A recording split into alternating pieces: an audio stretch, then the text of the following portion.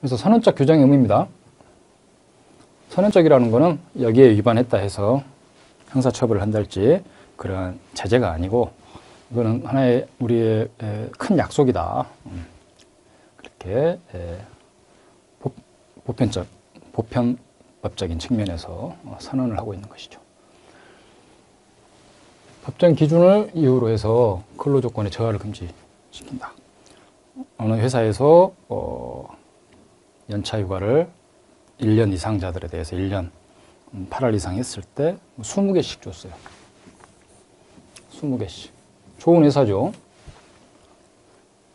근데 어느 날 사장님이 이 강의를 듣고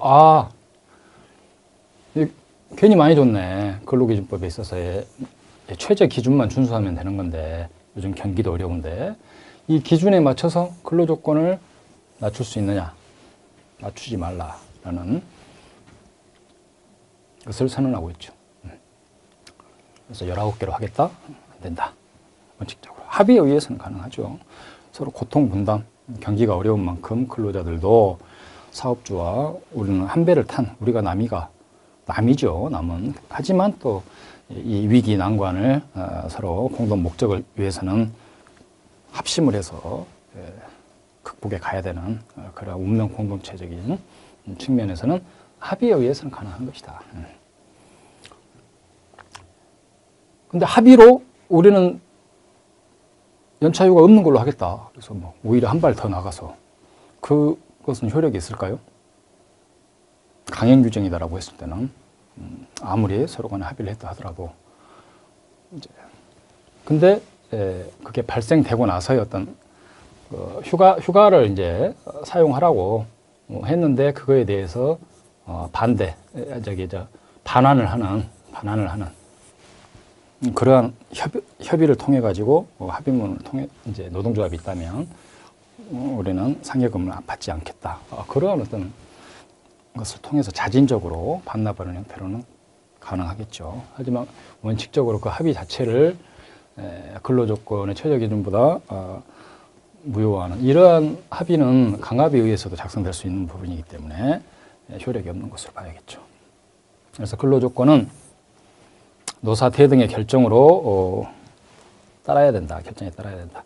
근로조건은 근로자와 사용자가 동등한 지위에서 자유의사에 따라 결정해야 된다. 좋은 말씀입니다. 그래서 근로조건의 준수. 근로자와 사용자는 근로자에게도 의무가 있다는 것이죠. 단체협약, 취업규칙과 근로계약을 지키고 성실하게 이행할 의무가 있다. 사용자의 의무만이 아니고 근로자도 근로계약상에 있어서 성실하게 근로를 하고 사업의 어떤 사업 운영에 지장을 주지 않는 그 여러 가지 부수적인 의미를 준수해야 되는 것이죠.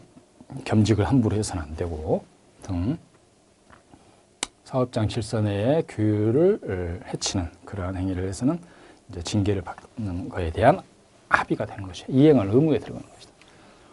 그래서 이는 근로기준법의 기본 원리에 대한 선언적 의미다. 그래서 훈시 규정적으로 본다.